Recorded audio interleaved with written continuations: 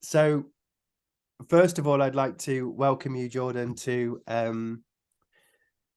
Kitten Nuggets.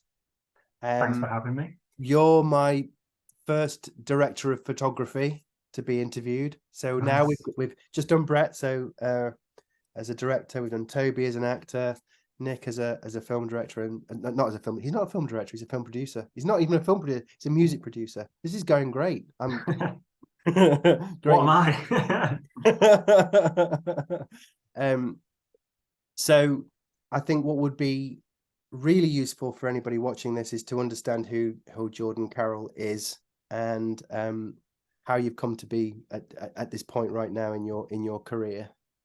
Yeah, so I'm a freelance filmmaker and director of photography. I work under my own name. I just put film on the end. Some like magical branding idea there. I work as a sole trader. I also direct and edit, produce, do a bit of sound, but like camera is my main passion, which is why I call myself filmmaker slash director of photography. Yeah. And it's kind of because I'm dipping my toes into different types of media, different types of films, and they kind of reflect different job roles.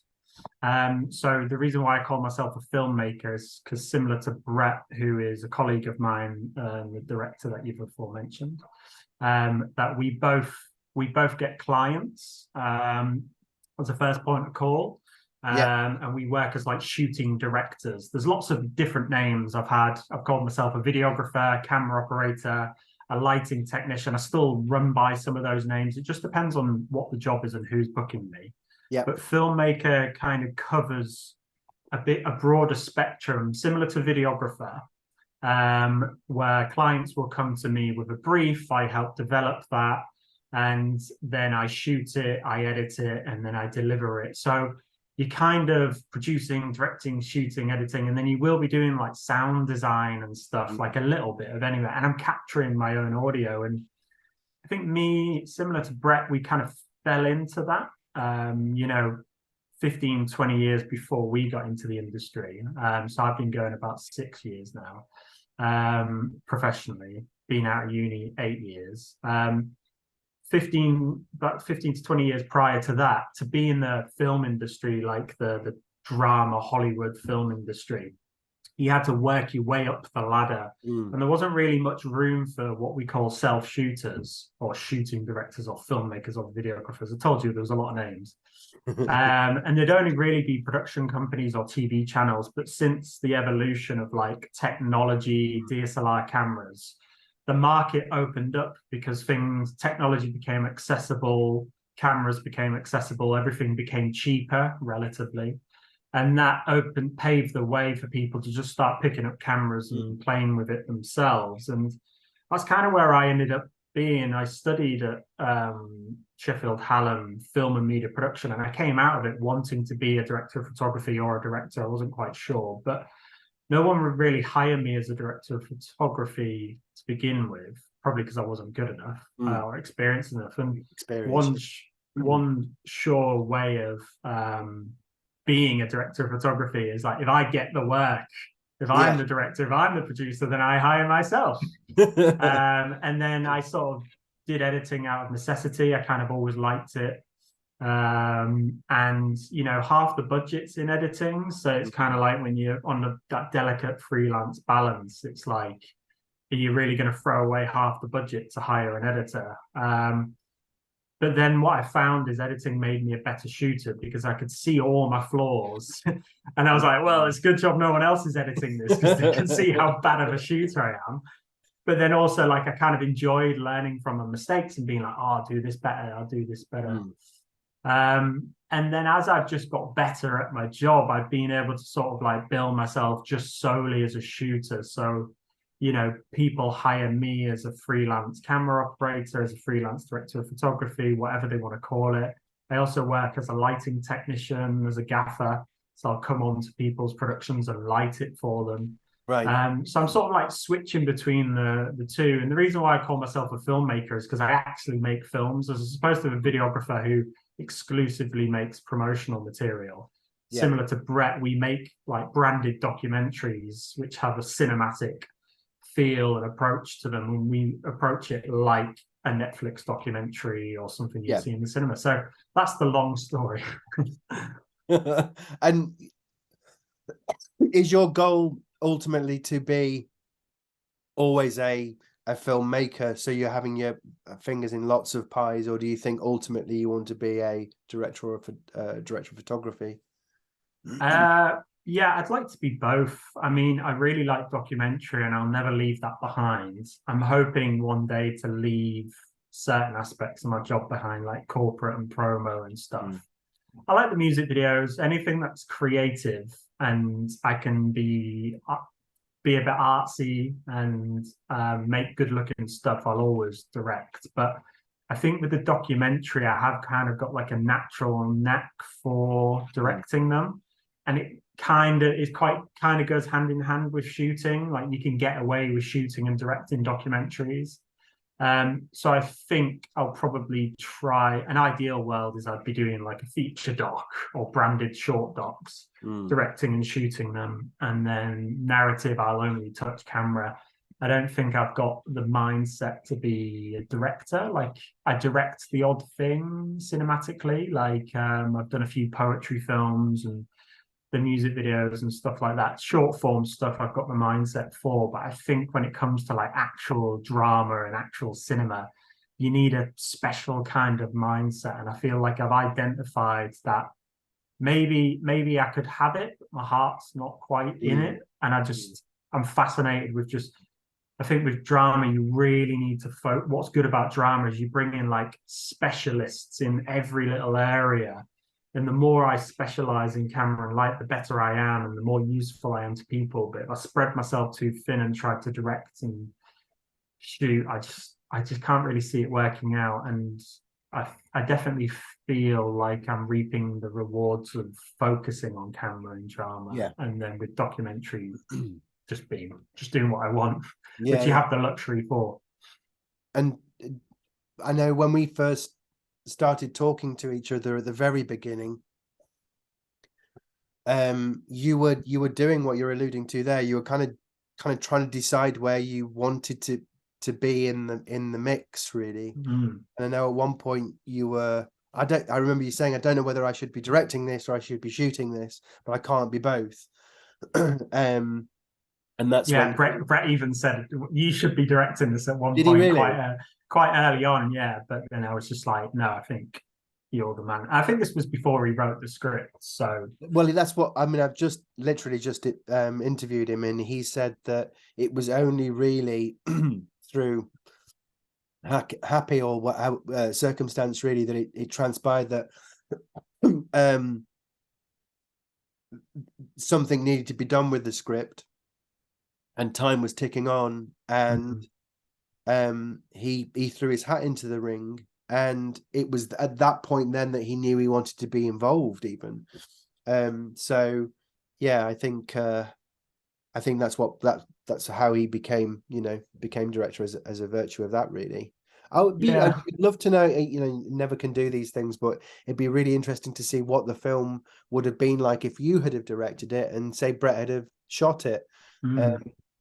But I think you two are so symbiotic anyway, the way you two have worked, that maybe you wouldn't be able to tell so much. It's just because I think you seem to have a kind of a sixth sense of what each other was thinking and feeling anyway, really, about the we work really closely, and I think this is what I knew. I did approach another, because I hired everybody for this, so that's why I've got my producer credit for it. And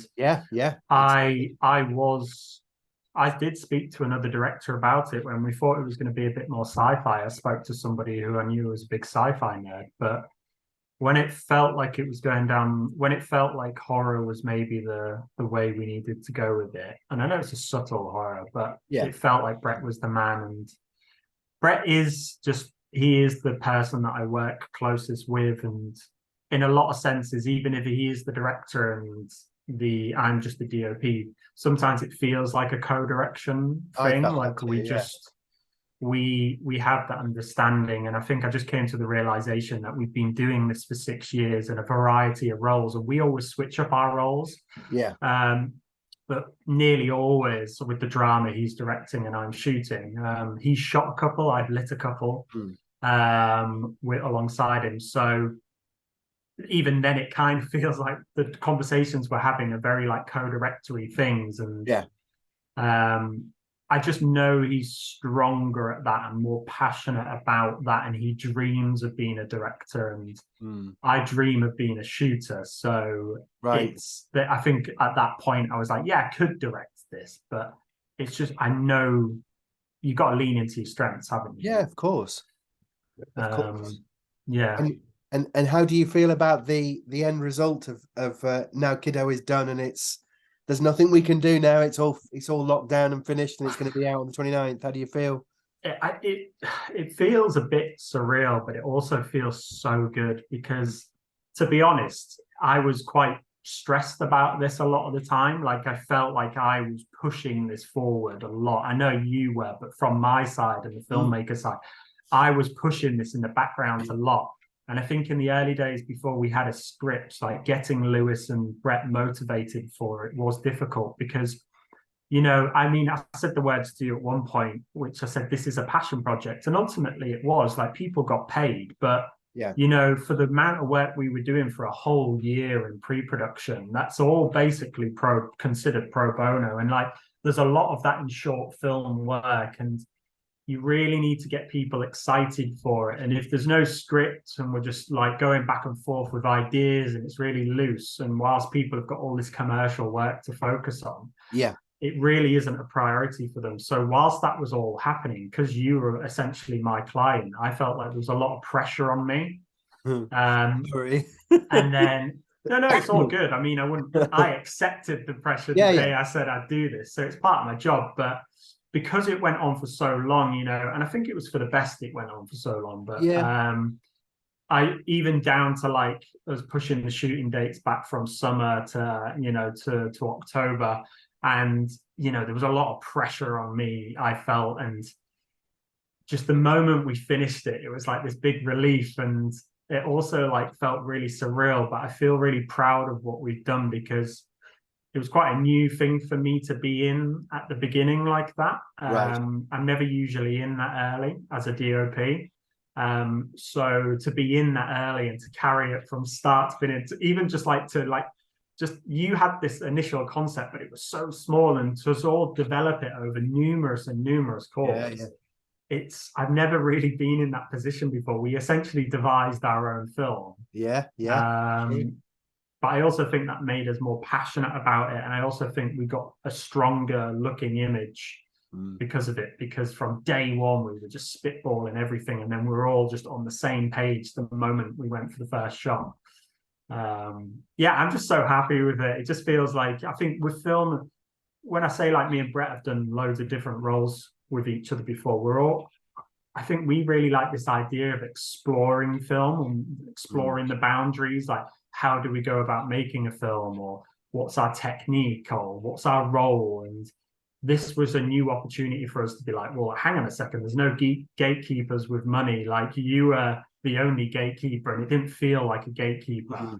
You were just like, here's some money and an idea with like not too many conditions. And you know, we kind of had a lot of free reign, especially over the way we shot it. And like that was new territory for us. So me too as well. But I think the decisions that, I mean, I remember I don't know whether we were actually on set and you went, oh, you know, we're going to shoot it shooting 4:3 or however you say 4:3. And I was like, oh, okay. And it wasn't like, I didn't feel, there wasn't any element of me of like, well, where was the discussion about that? It was like, I was excited because you were excited.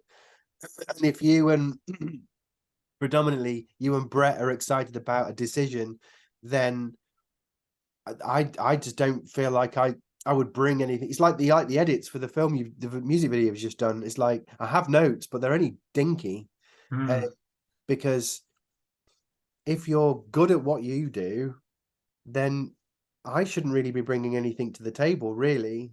I don't think so anyway. I mean, I don't have that with Nick with recording. I mean, we do co-produce a lot now rather than I come forward with an idea and then he records it and tells me what, you know, sounds and everything else. It's very collaborative.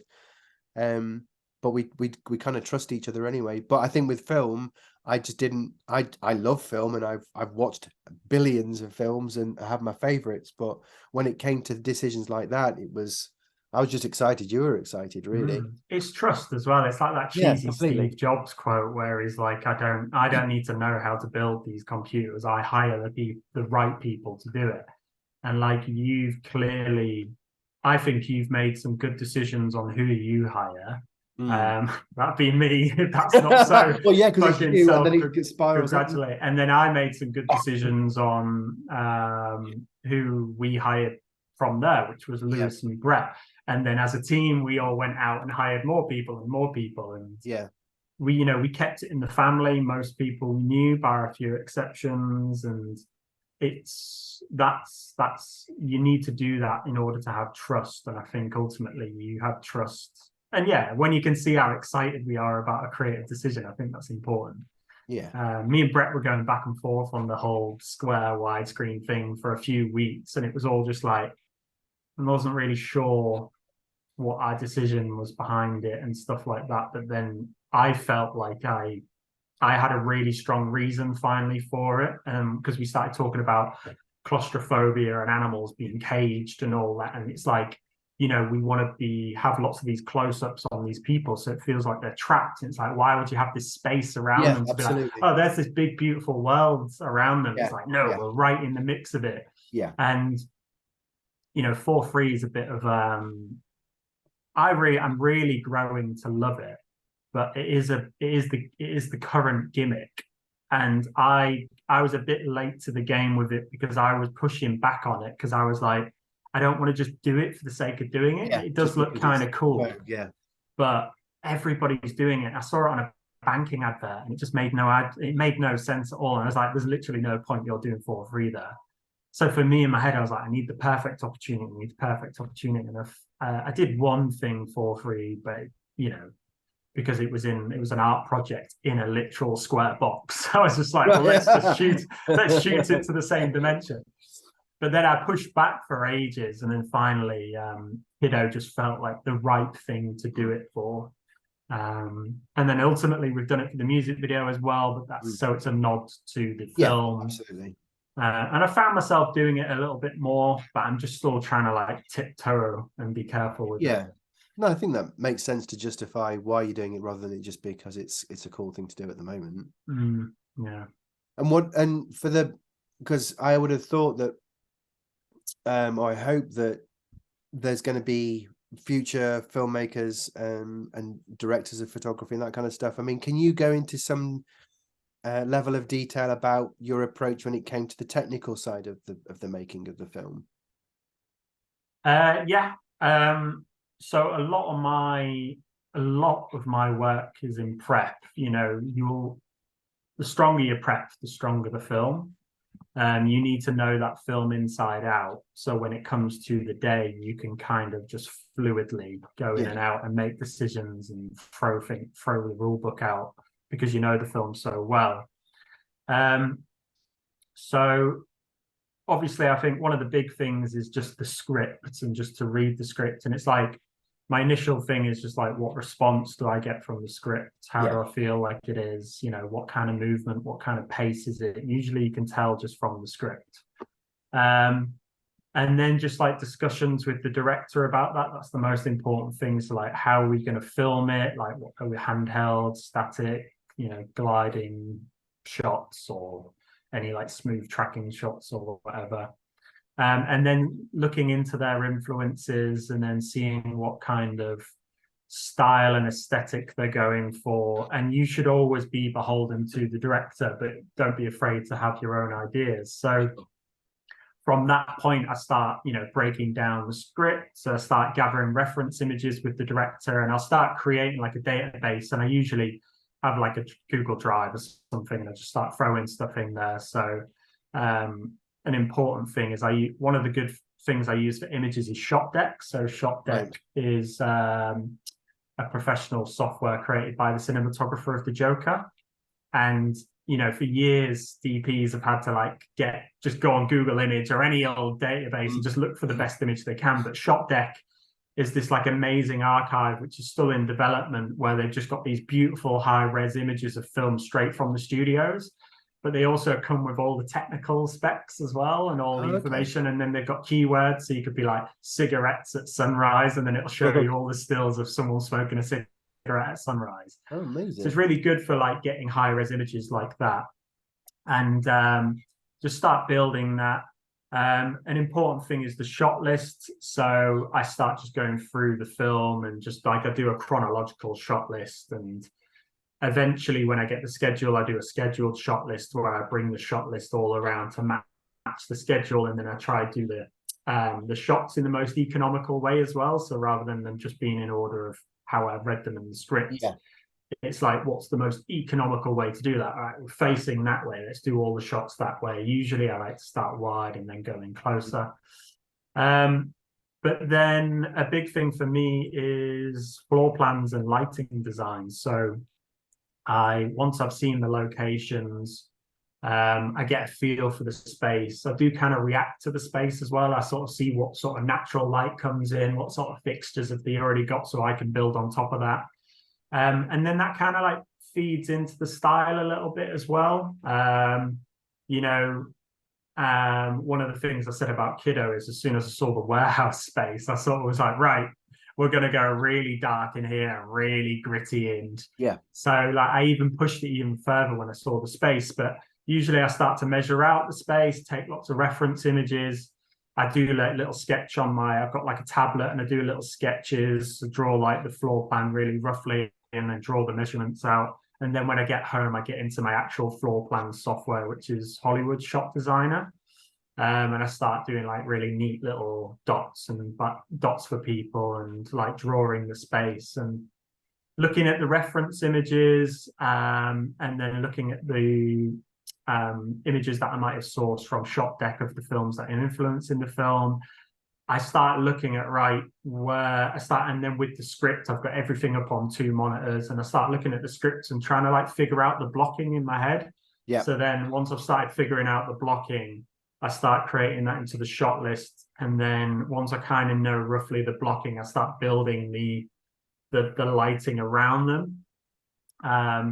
Well, the one thing I don't really do anymore is storyboards. Like storyboards are massive in Hollywood. And I think when you're on these big blockbuster productions, they're kind of like a given. But because of my documentary experience, I like the spontaneity of just being like, let's go into that scene and see what happens. If I've got a shot list, I know what I need to get. And I've got a lighting plan of how I'm going to light it. For me, like, I get excited about going into the space and being like, not having the framing and the composition quite locked off. That gets me excited to be on the day and be like, ooh, this looks good. So yeah, it's all in the prep. And obviously lighting is something that gets me really excited. So, I used to go on recce's and just like look at the space and be like, oh yeah, good, and then walk out. But now it's like you're getting a taste and an eye for it when you walk into a space, and you just want everyone to shut up, and you really let it sink in and just like stare at corners and stuff like that for a while, and then like have a bit of back and forth with the director, start jotting down where all the plug sockets are, and like really look at the space, because quite early on in my career I just used to like just blank look at it, be like, all right, yep, that's the space. And then sometimes I'd be in post prep just like, wait, what did that corner look like? Right. Yes, I'm talking a lot about prep here, but I think it's really interesting. It is really important, and I will spend days on it. And then usually with the shot list, I go through it with the director. It depends on the director. Like some directors are not that technically minded, and some are. So if they're not, I will do the shot list and then sit down with them, and then we'll go, right, do you agree to this? Yeah. With a stronger director like Brett, he kind of came up with it together. And then some directors just want to just write the shot list, and then you'll take it and then you'll go, right, okay, what can I do? And you make amendments to their current work and be like, right, we'll add a slider here, we'll add some handheld here. But yeah, particularly with KIDDO, me and Brett were very in sync very early on about how it should look. And one of those decisions was like to shoot nearly everything handheld. We just wanted that. We wanted to be able to react to moments. There was lots of moments where we knew people would be moving and running, and rather than trying to like get it into like 3 blocky static shots, we really like the spontaneity again of being able to just follow someone. It also adds energy. We were going to be on the bus, that was going to be moving. There's going to be some chase scenes, that's going to be moving, action moments. And yeah, just being able to react to it.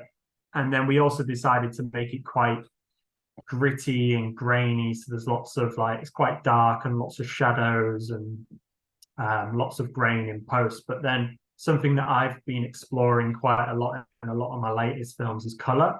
And just I was trying to make it a little bit supernatural around the edges without going too extreme. I really wanted some like unusual colors and stuff like that. And I think in like one of the final scenes, you get this like really beaming like green light coming through the window, and it feels very supernatural. And you know, some of the great cinematographers are like, every light needs to be motivated, and I'm just a bit like for me it's like 75-25. Like as long as 75% of the light is motivated, you'll keep people in the role. But like the other 25%, I mean, that ratio moves, but sometimes I'm just like, I don't care what the rule book says. Let's just throw a big beam of red there. I don't care. Like, I just want it to be fun. I like film's supposed to be an art form. And if everything has to be motivated, then it's too real. And I think this film wasn't realism.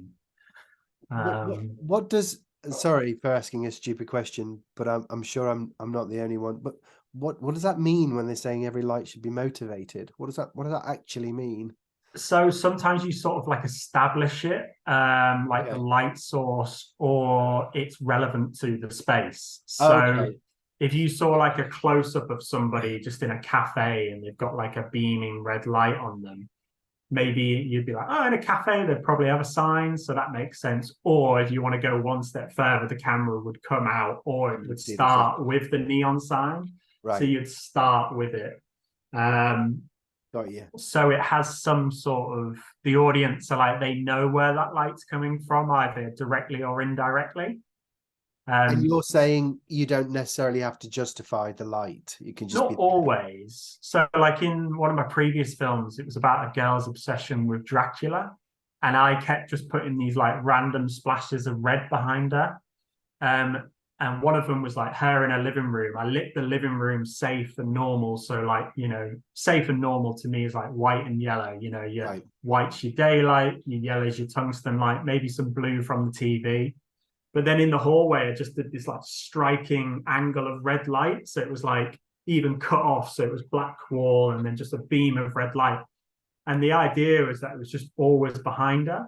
Now, the reason why that's probably unmotivated is because we never saw what was casting that red, or it kind of didn't make sense. It was like, well, what's in the hallway giving a red light? Like, who has a red light like that in the hallway? Strong. Yeah. But for me, it was like, the whole idea was that she's like reading this Dracula tale. It's set at Halloween. It was very like fantastical, and she kind of gets lost in her own imagination in places. And it was just a fun nod to Bram Stoker's Dracula, where he just uses all this red. So I was just like, throw it there, throw it there. There's even one bit where she stood reading Dracula in front of a church, and I've lit the windows red. I'm like, what church is red? Like, it's quite ominous, especially on Halloween. Very ungodly.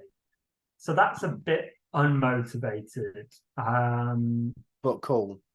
But I was just like, what else? Like, you know, it's like I'd already kind of established that the film had lots of color and it was set at Halloween and it was spooky in places. So it was just like kind of like forgivable.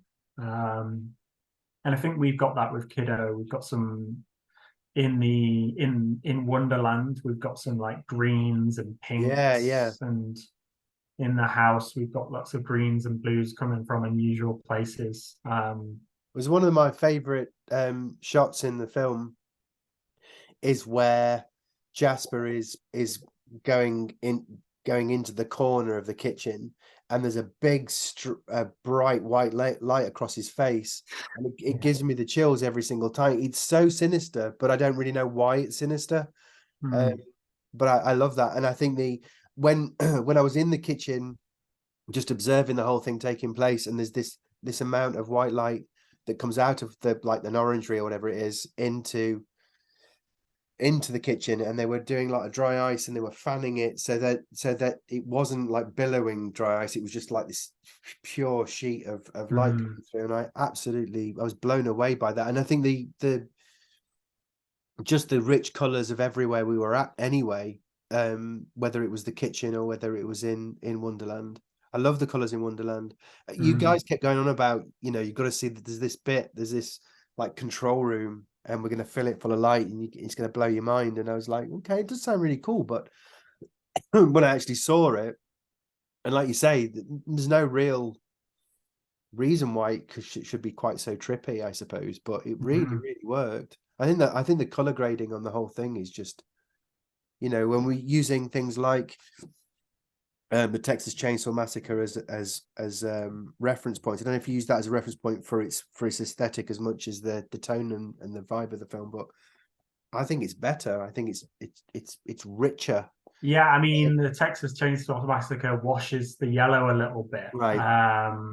So yeah, we definitely wanted something richer, but we never really like sticking to one particular style. And I think Texas Chainsaw Massacre, a lot of Fincher films stick to kind of this like washy color palette, right? Which just like goes over the whole film. And I think for us, we kind of wanted to have different tones and feelings from all the different spaces. Like, the farmhouse should feel quite normal and safe, but then at the end a bit supernatural and a bit of color around the edges. The bus was just like straight up daylight with a bit of tungsten, and then Wonderland obviously had to be this whole other thing. So there wasn't really a blanket color or lighting scheme for it, but just tonally it's more like it's just the rawness of Texas Chainsaw Massacre that we liked. Me and Brett quite like it when there's a few imperfections in places and stuff like that. One of the discussions we had outside of Wonderland when the bus is stationary is that Brett was like, it felt like I was too safe on the bus when we were moving. And me and him both quite like being able to like move around people rather than just kind of staying on them. Part of the reason I was staying on them so much is because I was on a moving bus, and I was just trying to make sure I was capturing the dialogue safe. But certainly when the bus stopped, I started being a bit more moving. So I'd be a bit like, let's go into KIDDO. Oh, wait, Jasper's there and he's coming over, and we'll go over there. And we quite like that because there'll be like some imperfections in there. There'll be some little bits where the focus isn't quite right or the light isn't perfect. But it's those like in-between moments where sometimes like as an audience member, it kind of throws you into it a little bit, or it makes it feel like doco, or that kind of gives it that realism a bit more.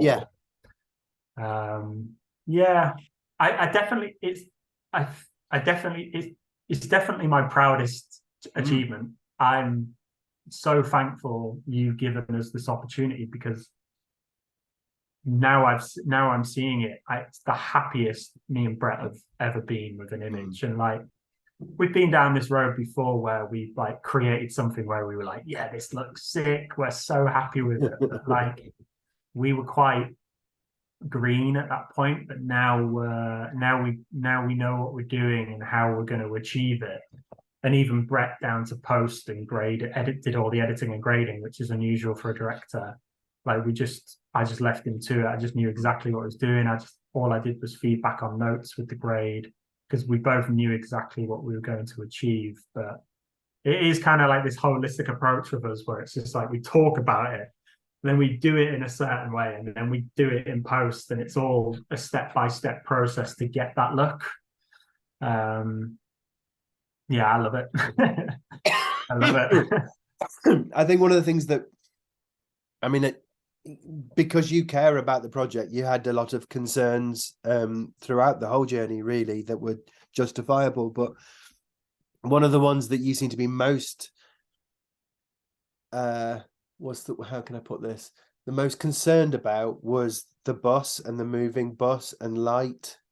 I mean, what was the, because I sat, well, I stood on the bus and watched a couple of we did a couple of rounds before I got off again. But I mean, how was that compared to how concerned you were? I mean, I love obviously what turned out, but what was it like shooting on a moving bus, even if it was slow? It was tricky, yeah. I mean, obviously we had to make it go slow to make it go safe, and there is part of me sometimes where I'm like, I wish it was just going a bit faster in the Oh, background. really?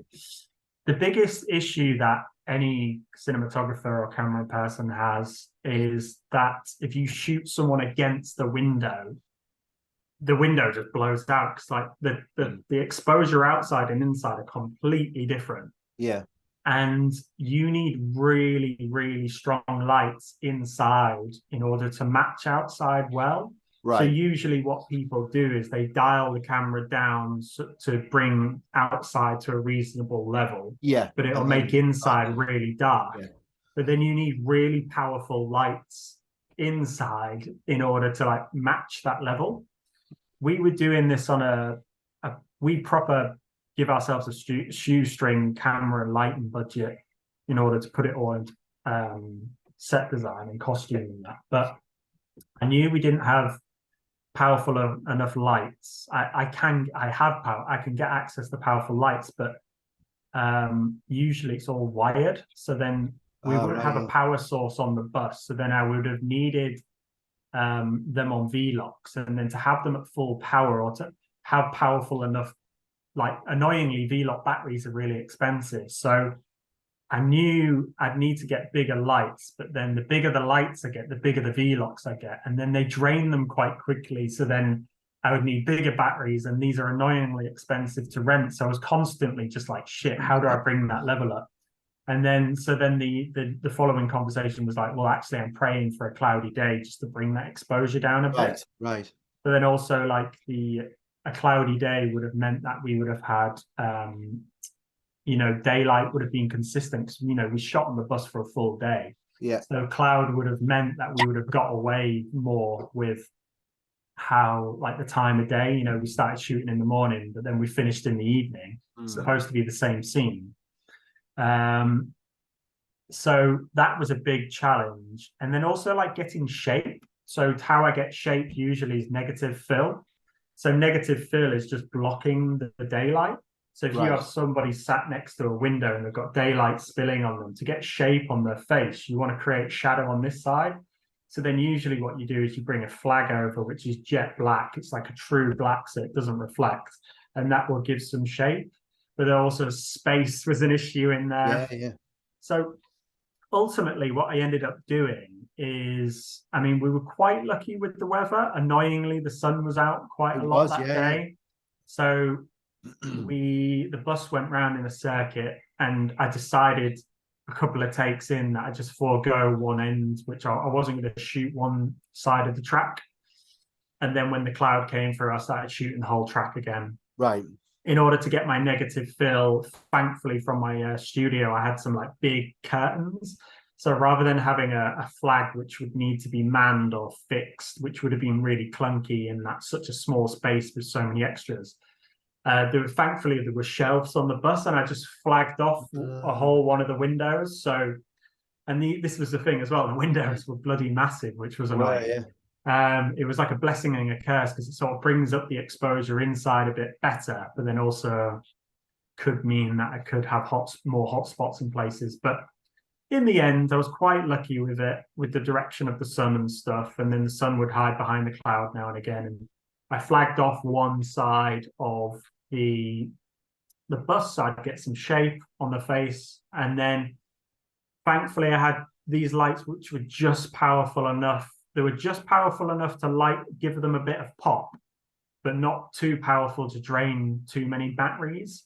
And I was just fixing these up on the shelves. So like anytime I was on a close-up, I could just get a little pop on them. Yeah. So generally they had all the daylight coming in. I balanced that window to some degree, but not perfectly. I had the curtain there, so I had black, and then I had like a little top light just giving them a bit of pop there. And the aim of the game was just to keep it simple. I never really had more than 2 lights on a person. You know, we lent into the daylight exposure as much as possible. It was like the least any of the scenes were lit in the film. As you can see, the film is quite heavily lit, but the bus was very minimal. And you know, I can see it on the wide shots. I couldn't do any of the neg curtain, and I couldn't bring in any of the lights because the wide shot was so wide that I couldn't fix them anywhere. So in the wider shots, I just had to kind of go like dial to the window. But thankfully, you have enough. If you get the sweet spot just right on the camera, you have enough information to sort of bring up the shadows or bring down the highlights. So you've got to find the sweet spot where you're not blowing out the windows, and you've still got data in the middle of the bus. And then in post-production, we sort of like create these channels of exposure. So rather than grading the whole image, you can create like shapes. Right. So say the bus goes like that down there, we could create a triangle down the bus. And we could play with the exposure in the middle and play with exposure on the sides separately. And me and Brett did a lot of that. And we even shaped the light a bit more in post. So Brett naturally did this anyway. And then I brought in, I wanted some more of it in places. But, you know, if there wasn't enough shape on people, we would sort of like create a whole mask across someone and then bring down the shadow on this side and then leave it there. Right. So some of the lighting, we sort of lit some of it in post. Right. But I suppose some cinematographers want everything done in camera, but some cinematographers look at an image and go, that's not 100%, but it's good enough that I know I can get what I want in post. Yeah. And that's how I try to look at my image sometimes. I'm like, I need to move on. We need to get coverage. We're going to run out of time. I know it's good enough to fix it in post. And as long as you're there to supervise post-production, which you should nearly always be, sometimes people get isolated from that, but that's a whole other drama. But I've never fallen victim to that. So, you know, I can be there in post and I can manipulate the lighting and the final image to how I dreamt it. One of the things that Brett was saying, that because I asked him what his favorite moments were with each individual actor, and he was saying that Lisa had a particular shot by the tree, and it was at night when it was only the only place times I wasn't on set, and it's where, and I said, what did she say, you know, to make the scene? She didn't say anything, it was just the shot, which I'm excited, which is not in the film. no, which he didn't use. No, it was one of, what do you call it, one of the darlings on Death, well, something to do with darlings.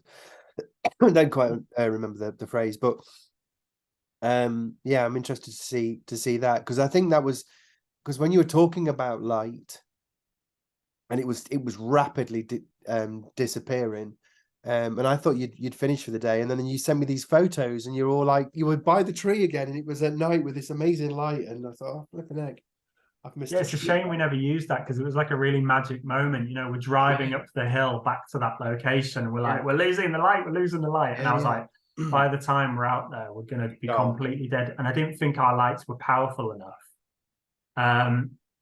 But thankfully on the camera that I was using, I have a sneaky low light mode, which deteriorates the image a bit, but enough just to be fine for a couple of shots. But then thankfully, like, the team just pulled together, and like Ben had these huge poly bags because it was like hazy rain as well. It was quite heavy. So we came up the hill pitch black, hazy rain, and we had to set up these 2 lights with soft boxes on, and then we put bags over them, which is a bit risky because, you know, there's heat coming out of that and heat coming out of that, but because they were LED, you could just about get away with it. It was cold enough to maybe balance them out for a bit. And then we're walking down this like track with the lights on batteries, and we had to turn the lights on so we could see. We're all heading through. I've got a head torch on, and we all just get down to the tree. And then like Brett initially wanted to do this, like the assassination of Jesse Jackson thing with the train, where like the trees are lit. So we initially tried it where the tree was lit from behind. I was like, no, it just looks a bit supernatural. It's a bit, it was a good idea, but it didn't quite work. And then we moved one off to the side and then moved one there. And then with the sneaky low light mode, we just about had the exposure. I was like, oh, this is mad. And that even to the point, I remember looking over at the light, and for some reason, my lighting technician had just left it unsupervised. And we just see the light crash into like thankfully it just crashed into like a big bush of heather. Yeah. And it had a big softbox on it, which was inflated, and it was like, and it had the poly bag on it. So it didn't get damaged or dirty or wet.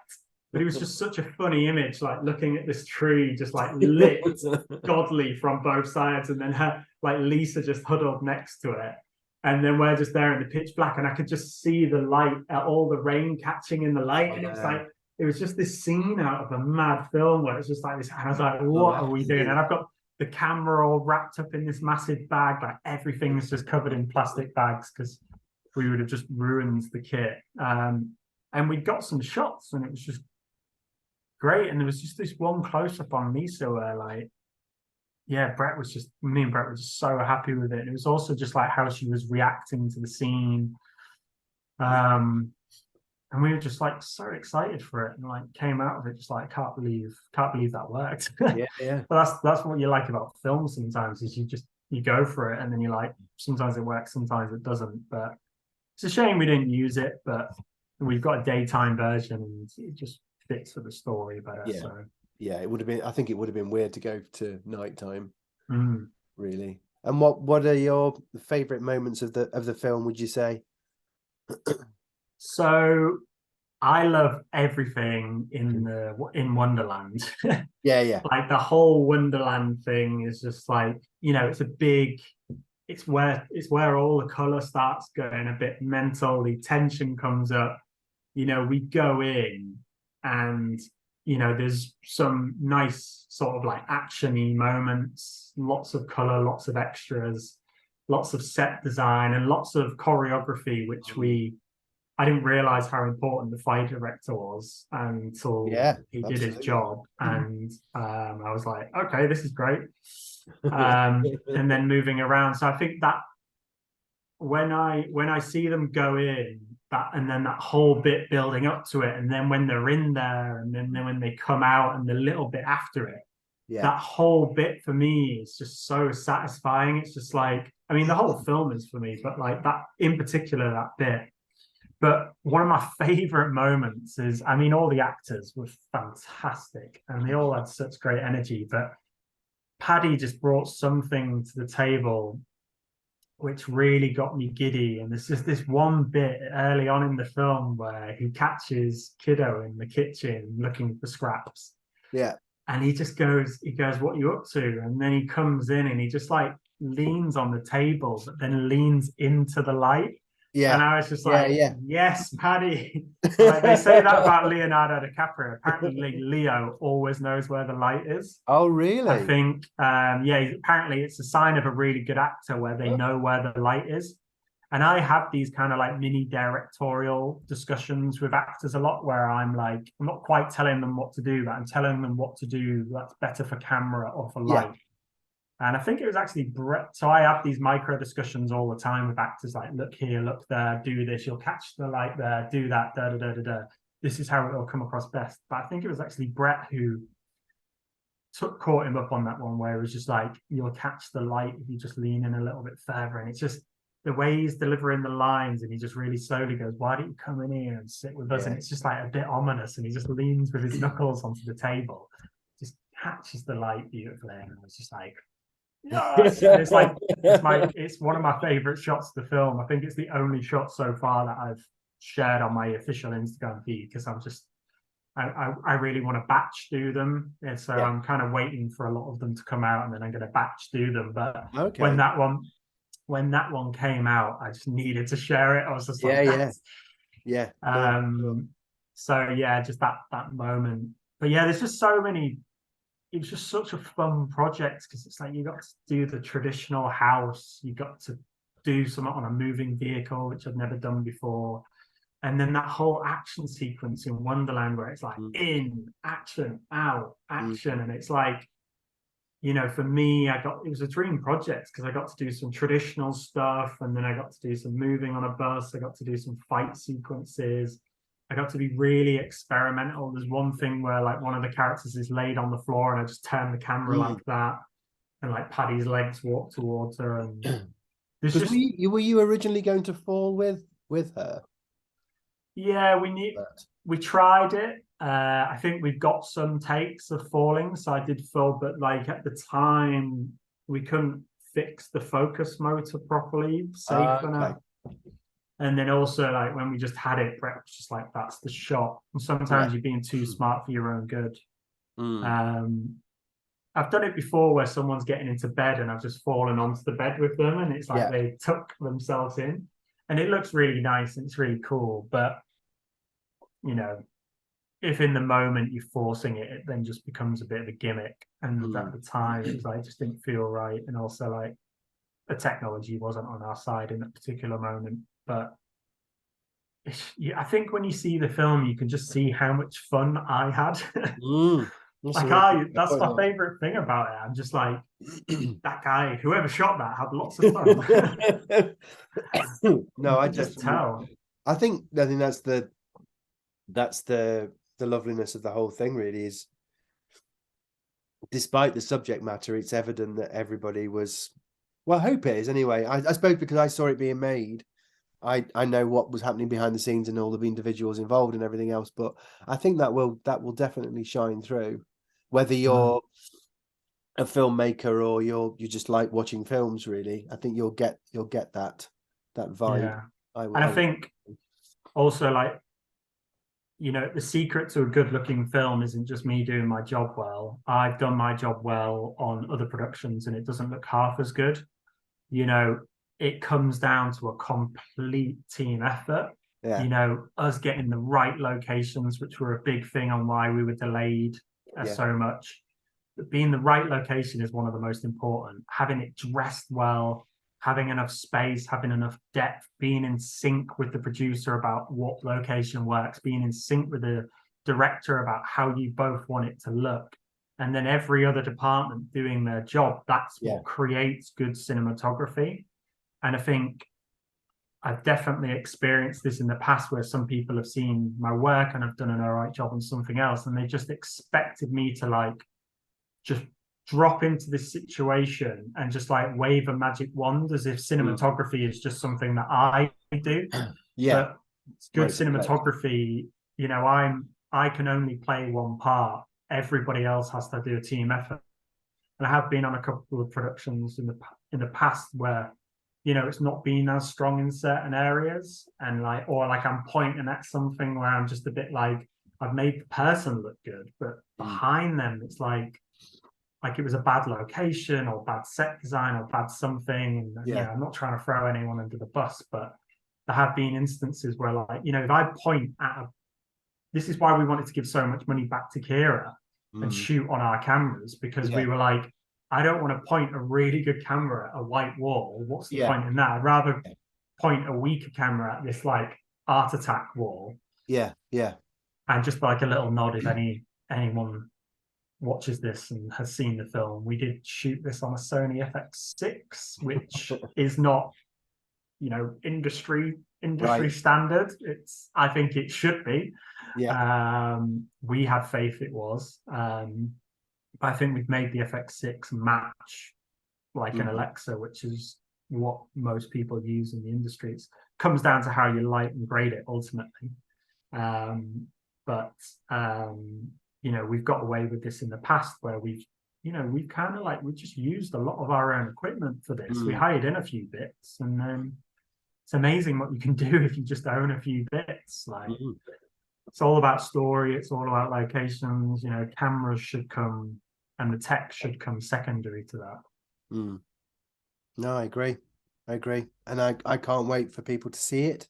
Yeah, I'm really excited. And where we're gonna go with it from there on. But I know I've said it a few times, but I am, you know, I'm extremely grateful for what you've done and what you've achieved, and you've invited me into an incredible family of artists. Yeah, I'm eternally grateful. I'm glad I Instagrammed. Well, thank you for finding me. I mean, I'm surprised you're the first person to be like, what did you type? Filmmakers in the Peak District into Instagram. I didn't even think that was a feature. It was. I mean, that's the thing, isn't it? About some parts of the journey have been like took a while.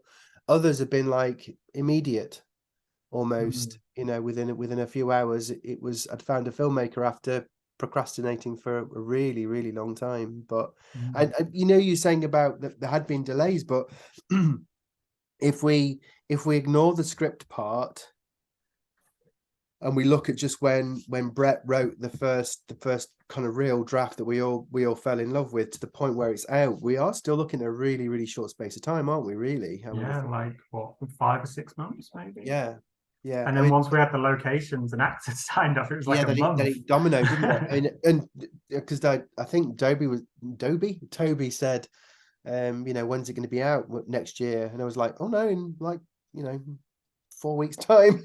Yeah. People have been really surprised at that. Like, you know, when I'm like announcing on Instagram, it's like, oh, we got screening. They're like, already? Like people messaging me, like, it's crazy how quick. It's very unusual to turn a film around like this. And like, because you had a prerogative to release it, it kind of meant that we couldn't do the whole exclusive festival thing. I actually think the whole exclusive festival thing is becoming a bit outdated, because I'm not seeing it as a rule too much anymore.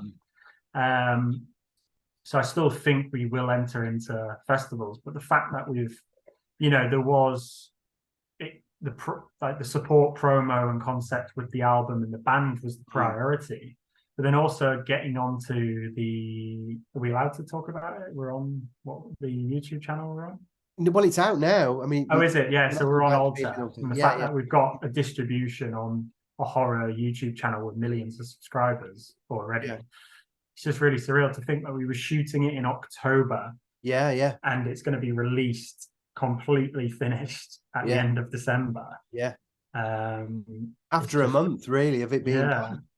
Yeah, I mean, they agreed to it in a rough cut. They saw a rough cut and was like, yep, we'll take it. And I was like, yes. And it's a real, I mean, you know, lots of subscribers is, I guess, is a does suggest that it's a popular channel. But when you look at the quality of the films that are on Alter that I've seen so far, they're freaking amazing. I mean, they're really, really great short films. So I'm even though I think me and Lewis debated it at length on WhatsApp about me wanting it to be, no, I want it on Kitten Pyramid's YouTube. I don't want it to be, you know, I'm fairly cynical about, you know, the potency of a premiere. But then now, you know, now that I've seen the type of work that's on there, it's like it's a real privilege for it to be you know, included. Yeah, I think it's and I think it'll shape up really well. I think it'll, you know, despite some of these films looking amazing, I still think KIDDO will muscle in and be quite at home there, because of the work that you and Brett and Lewis and everybody's has done. So yeah, definitely. And again, yeah, thank you for having me. Like, of course, I think it's been a dream. You know, it's been so chilled as well to be able to, like, you're essentially an exec, and to just have an exec where you can just spitball ideas, tell them to shut up, or they tell you to shut up. Well, I think that's the good thing, though, and maybe it was the right time for me to get involved, because, you know, if you'd have met, you know, Scott Milligan when he was 30 or 40, it would have been fairly gruesome, really, because I think what I not resign myself to the fact of, or the maturity of my mindset now is, you do have to trust people, and you do have to respect that they know more, and it's exciting. It's like, I think, like Brett was saying, with, you know, he doesn't want to over note and direct the actors, because he wants to see what they come up with and be excited. And I'm the same with music. You know, I don't when I'm working on a track with Chris, for example, or Nick now, I don't say, oh, well, can you play this for me, please? And I'll do a crude version that I have done. I mean, Roadhog, I wrote on an acoustic guitar and I said, my rhythm is shocking, can you do it? And he just played what I did. But then on other aspects, I've just let him go to town, and he's just come up with stuff and amazing stuff. So yeah, I think I mean, that's how magic happens, though, isn't it? Yeah, it is. It is. I think that's why, you know, film is why it is, because you're bringing all these people together who are really good at the job. I think that's why me and Brett work well together, because we complement each other and we push each other. And, you know, ultimately that's what we did with you and Lewis on this. You know, we all bounced off each other's expertise, and yeah, we all played a part. Mm. Mm. Yeah, I'm really proud of what we've done. I am too, and I think that's been a really interesting interview with you. I think that hopefully there'll be a lot of people out there that'll be interested in the technical aspects as well, because there's going to be lots of young Jordans out there. Not that you're not young, but younger Jordans out there that are. I'm getting on now. But Yeah, I don't know if there's anything technical you could say, any other technical bits you could say about it. I mean, I no, suppose you've covered a lot of ground. And we can always, you know, it's not like I have one interview with Jordan and that's it. You know, we can talk, you know, in 6 months' time, and goodness knows where KIDDO will be in and what will have changed and what will have developed in, you know, in by the summer of next year. You never know, do you? So there's always an opportunity to talk about stuff. I'd like to talk to you about film, your films that you love and have inspired you. But I think for this one, I think it's nice and lean and useful to watch. So thank you. Yeah, no, thank you for having me. I'm sure this won't be the last we see each other. So yeah, I mean, yeah, good luck with the rest of the Nugget series. Is that what we're calling it? Yeah, it is. Well, the thing was the interviews for Veggie Nuggets were basically my research, which hopefully I'll pull out some little nuggets that I can use for the documentary that I want to make. But with this one, I just want to talk to interesting people that are not necessarily musicians about what they do, really. I've always been interested in, you know,